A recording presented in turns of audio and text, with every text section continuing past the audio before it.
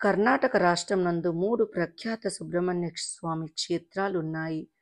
అవి ఆది సుబ్రహ్మణ్య, మధ్య సుబ్రహ్మణ్య మరియు అంత్య సుబ్రహ్మణ్య అనే 3 అద్భుతమైన క్షేత్రాలున్నాయి. ఈ 3 కలిపితే ఒక సర్పాకారం ఏర్పడుతుంది. ఈ 3 క్షేత్రాలను ఎవరు దర్శించి స్వామిని ఆరాధిస్తారో వారికి ఉన్న సకల కుజ, రాహు, కేతు దోషములు, సకల నవగ్రహ దోషములు పరిహరింపబడి స్వామి అనుగ్రహము పొంది సకల అభీష్టములు పొందుతారు. ఈ ప్రదేశము ఆనాడు విజయనగర రాజుల ఆస్థానానికి చెందినదని అంటారు.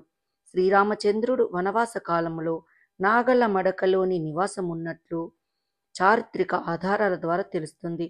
శ్రీరాముడు ఈ ప్రదేశం వదిలి కామనదుర్గ, నీలమ్మనహల్లి, కాకాద్రి కొండకు ప్రయాణమైనట్లు చెప్తారు.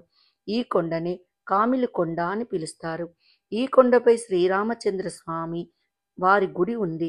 నాగల మడకలో అన్నంబట్టు అనే బ్రాహ్మణుడు ఉండేవారని, ఆయన సుబ్రహ్మణ్యేశ్వర స్వామి భక్తుడిగా ఉంటూ దక్షిణ కర్ణాటక ప్రాంతంలోని కుక్కే సుబ్రహ్మణ్య స్వామి దర్శనానికి ప్రతి సంవత్సరం కాలినడకన హాజరయ్యేవారని అంటారు.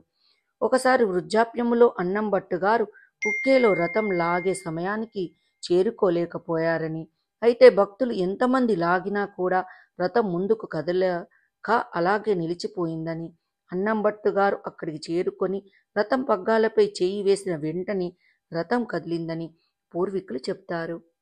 వృద్ధాప్యంలో అక్కడికి రాలేనని, అందువల్ల నాగల మడకలోనే ఉంటూ సేవ చేయమని చెప్పి నాగాభరణమును అన్నంబట్టుకు కుక్కే సుబ్రహ్మణ్య స్వామి ఇచ్చినట్లు పెద్దలు పేర్కొంటారు. ఆ నాగాభరణం తీసుకువచ్చి ఇక్కడ ప్రతిష్ఠించడం వల్లనే నాగల మడక అని పేరు వచ్చిందంటారు. అది కూడా స్వామి కలలో కనిపించి పెన్నా నది పరివాహకం వద్దనే ప్రతిష్ఠించమని చెప్పడంతో నాగుల కోసం వెతుకుతున్న సందర్భంలో ఒక రైతు పొలంలో నాగలితో దున్నుతుండగా ఆ సమయంలో నాగులను పోలిన రాళ్లు లభ్యం కావడంతో ఆ రాళ్లనే ప్రతిష్ఠించినట్లు చెప్తారు.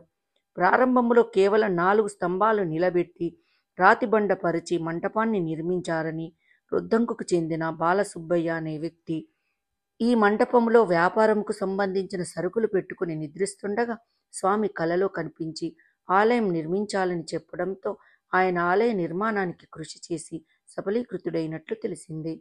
కావున ఆ వంశానికి చెందిన వ్యక్తులు ఇప్పటికీ ప్రతి సంవత్సరం ఇక్కడ జరిగే రథోత్సవంలో అన్నదాన కార్యక్రమం నిర్వహిస్తారు. నాగల మడకలోని సుబ్రహ్మణ్యేశ్వర స్వామి ఆలయంలో ఉండే శిల్పం సుందరంగా 3 చుట్లు చుట్టుకొని 7 శిరస్సులు కలిగిన 3 అడుగుల నాగప్ప స్వామి శిల్పం చూసిన భక్తులకు తక్షణం భక్తిభావన కలుగుతుంది.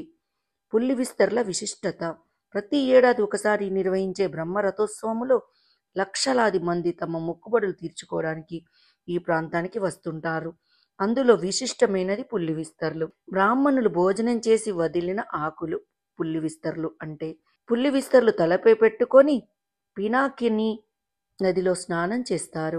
స్వామి రథోత్సవం తర్వాత బ్రాహ్మణులు భోజనం పిదప విడిచిన పుల్లి విస్తర్లు ఏరుకొని వాటిని తలపై పెట్టుకొని నీరున్న చోట తలంటు స్నానాలు చేస్తే చేసిన పాపాలు పోయి మంచి జరుగుతుందని భక్తులు భావించడం విశేషం.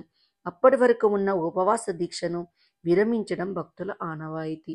అత్యంత సుబ్రహ్మణ్య స్వామి పేరుతో వెలిసిన ఈ స్వామి ఆలయానికి విశిష్ట ఖ్యాతి నెలకొని ఉంది. ఆంధ్రప్రదేశ్, కర్ణాటక రాష్ట్రాల్లోని భక్తుల పాలిట కొంగు బంగారమై విరాజిల్లుతుంది. ఈ వీడియో మీకు నచ్చినట్లయితే లైక్ చేయండి, కామెంట్ చేయండి, సబ్స్క్రైబ్ చేయండి. నోటిఫికేషన్ల కోసం పక్కనే ఉన్న బెల్ ఐకాన్ క్లిక్ చేయండి. Thank you.